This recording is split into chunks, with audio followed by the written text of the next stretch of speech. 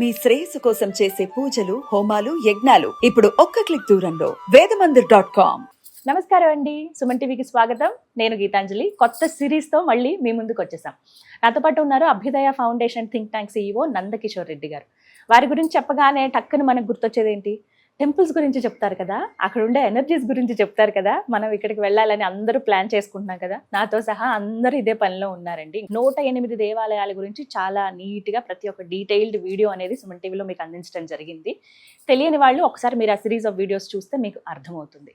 అలాగే కేవలం అక్కడితోనే అయిపోకుండా ఇంకా చాలా దేవాలయాలు ఉన్నాయి. మీ కోరిక అలాగే మీ రిక్వెస్ట్ల మేరకు 1008 దేవాలయాలు ఇవాళ నుంచి ప్రారంభమవుతున్నాయి. ఇక ఆలస్యం చేయకుండా నందకిషోర్ రెడ్డి గారితో మాట్లాడేద్దాం. నమస్కారం సార్, ఎలా ఉన్నారు? బాగున్నాం. అమ్మవారి ఆరాధన చేస్తున్నాం మీ దయ వల్ల. అలా ఇంకా అమ్మకి చేరుకునే ప్రయత్నం. వివిధ దేవాలయాలు యోగిని సాధన చేసే వారి కోసం మాలాంటి వాళ్ళు అందరూ చేసుకునే విధంగా అమ్మవారి దర్శనం ఎలా చేసుకోవాలి, ఎటువంటి యాత్రలు చేయాలని చెప్తూ ఉన్నారు. అయితే విశేషంగా కొంతమంది మాకు జ్ఞానం ఇంకాస్త పెరగాలి, అలాగే వెల్త్ ఆర్థికంగా బాగుండాలని అందరూ కోరుకుంటారు. అది అన్ని రకాలుగా, అంటే అష్ట ఐశ్వర్యాలతో తులతోకని దీవిస్తారు. అందులో అన్నీ వస్తాయి, కేవలం డబ్బనే కాదు. ఇలా వెల్త్ బాగుండాలి, మాకు మంచి నాలెడ్జ్ రావాలి అమ్మ దర్శనంతో అని అనుకుంటే గనక ఎటువంటి దేవీ దేవతలు ఉన్నారు, అలాగే వారు ఎక్కడెక్కడ కొలువై ఉన్నారు, అసలు ఆ టెంపుల్స్ ఎక్కడ ఉన్నాయి, యాత్రగా ఏమైనా చేయాలా, ఏ విధంగా చేయాలి? ఇప్పుడు దాకా మనం అష్టమాత్రికలు చెప్పుకున్నాం, తంత్ర సాధకులకి చెప్పుకున్నాం. ఇంకా మూడోది వచ్చేసరికి అమ్మవారు యొక్క జ్ఞానం, ఆ తర్వాత అమ్మవారు వచ్చే ధనం, జ్ఞానం అండ్ ధనం. ఏ యోగిని అమ్మవార్లు ఏ రూపాల్లో ఏ దేవాలయాల్లో ఎలా వెళ్ళాలి, యాత్ర ఎలా మొదలు పెట్టాలి అనేది చెప్తాం. ఫస్ట్గా వచ్చేసరికి అమ్మవారి రూపాలు, యోగిని రూపాలకు వచ్చేసరికి దీంట్లో మొట్టమొదటిగా వచ్చేది సరస్వతి అమ్మవారు. సరస్వతి, వాగ్దేవి, శారద, నీల సరస్వతి, గాయత్రి, సావిత్రి, పద్మిని, శ్యామల, లక్ష్మి, గజలక్ష్మి, ధనలక్ష్మి, విజయలక్ష్మి, విద్యాలక్ష్మి, సౌభాగ్యలక్ష్మి, సంసిద్ధలక్ష్మి, రాజ్యలక్ష్మి. సో ఇవన్నీ అమ్మవార్లు కూడా, ఈ యోగినీలందరూ కూడా ఈ శక్తులన్నీ మన అంతర్లీనంగా ఉండి మనకు లక్ష్మీ సిద్ధి కావాలన్నా, ఏ కటాక్షం కావాలన్నా ఇవి లోపల ఉన్నవారండి. వీళ్ళకి సంబంధించిన ఆలయాలు, వీళ్ళ యాత్ర ఏ విధంగా చేయాలనేది ఒకసారి చూద్దాం. సో ఈ యాత్ర గురించి చెప్పేటప్పుడు అండి, విద్య ప్లస్ ధనం రెండు ఆశించి చేస్తున్నాం కాబట్టి ఈ యాత్ర మినిమం 10 రోజుల నుంచి 12 రోజుల లోపల చేయాలండి యాత్ర అనేది. సో ఈ 10-12 రోజుల్లో మొట్టమొదటిగా మీరు మొదలు పెట్టాల్సిన డైరెక్షన్ ఏదన్నా ఉందంటే సౌత్ నుంచి మొదలుపెట్టి ప్లస్ ఈస్ట్ ప్లస్ నార్త్, తర్వాత ముగింపుకి వచ్చేసరికి వెస్ట్. అంటే సౌత్ ఎందుకన్నా అంటే సౌత్ వచ్చి మీ విద్య ప్రారంభం అయ్యే ప్లేస్ అది. ఆ తర్వాత ఈస్ట్కి వచ్చేసరికి జ్ఞాన విస్తరణ జరిగే దిక్కు. అది నార్త్కి వచ్చేసరికి శక్తి ప్లస్ మంత్రం రెండు కలబోసి ఉంటాయండి నార్త్లో. ఆ తర్వాత వెస్ట్కి వచ్చేసరికి మీ ఐశ్వర్యం. మీ ఐశ్వర్యం ఎప్పుడు కూడా మీకు వెస్ట్లో ఉంటుంది. మీ యాత్ర దీంట్లో ముగింపు కూడా ఈ వెస్ట్లోనే మీరు క్లోజ్ చేయాల్సినట్టు ఉంటుంది.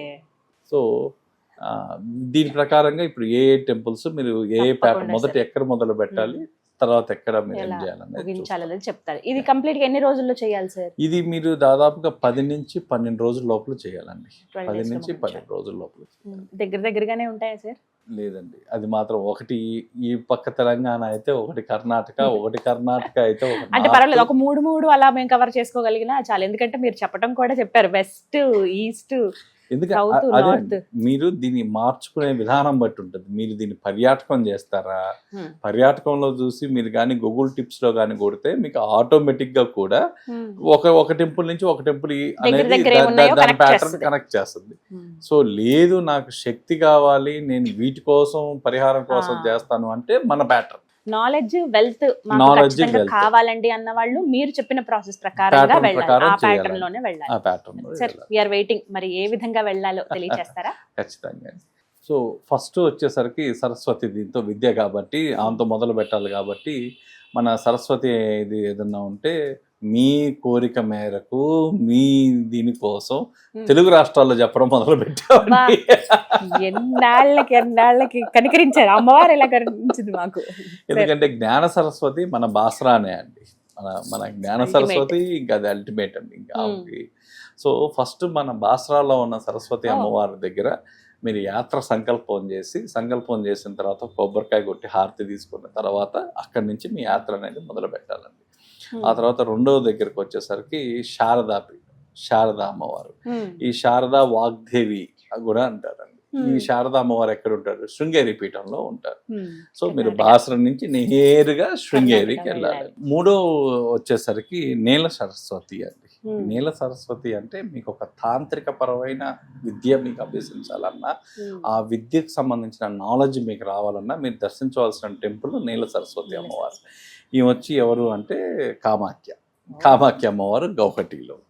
సో ఆ తర్వాత మీరు చూసుకుంటే ఈ గాయత్రి అమ్మవారి టెంపుల్ అండి, ఇది పుష్కర్ రాజస్థాన్లో ఉందండి అమ్మవారి టెంపుల్. ఈ పుష్కర్లో రాజస్థాన్లో ఉన్న టెంపుల్ చాలా పవర్ఫుల్ అయిన టెంపుల్ అండి.